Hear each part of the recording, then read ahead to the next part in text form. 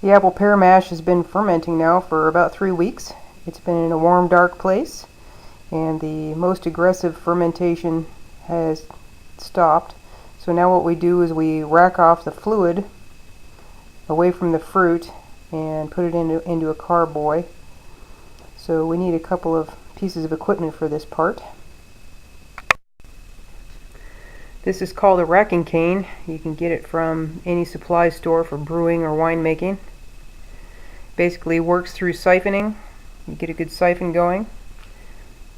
After you put this down into your liquid that you're siphoning off, and it has a little cup at the bottom here that keeps the majority of the solids from being sucked through the siphon tube.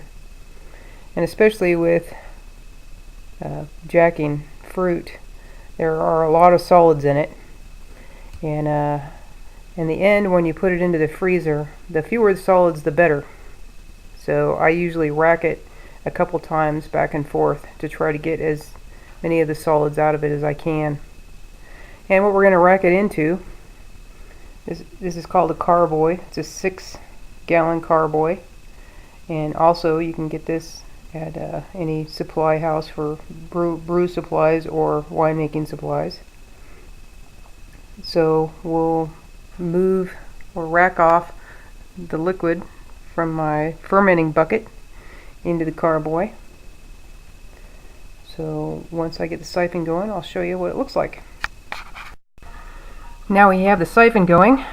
You do this by putting the end of the racking cane with the cup on it into the bucket, which is up high, and then you suck on the other end of the tube until you get enough fluid coming in where the siphon will start working. Then you get a good taste of what it's going to taste like when you're done, and this one's a pretty strong batch. So as you can see in here, there are some solids being brought in from the bucket, and that's why I rack it a couple times to try to reduce the number of solids. You can also move the fermented jack over using this method. This is a funnel that you can also get from a brewery supply place. It has a larger spout down at the bottom that fits in the top of a carboy, and just a regular sieve. And I usually do this towards the end where it's more difficult to get to the liquid part. Here's what's left over.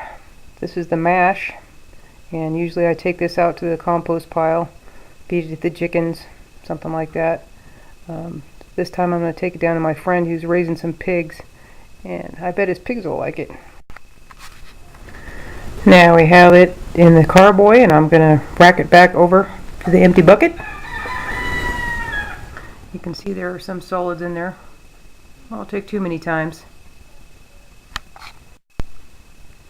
Alright, I moved the liquid back into the bucket, and this time I'm just going to pour it straight through the sieve and into the funnel and into the carboy.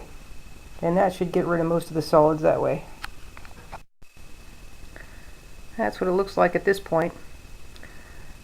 If you want it to be clearer than this, you can mix up an envelope of plain gelatin and sprinkle it over the top, and then as it solidifies, it will drag the solids out and settle on the bottom, and then you can rack it off later.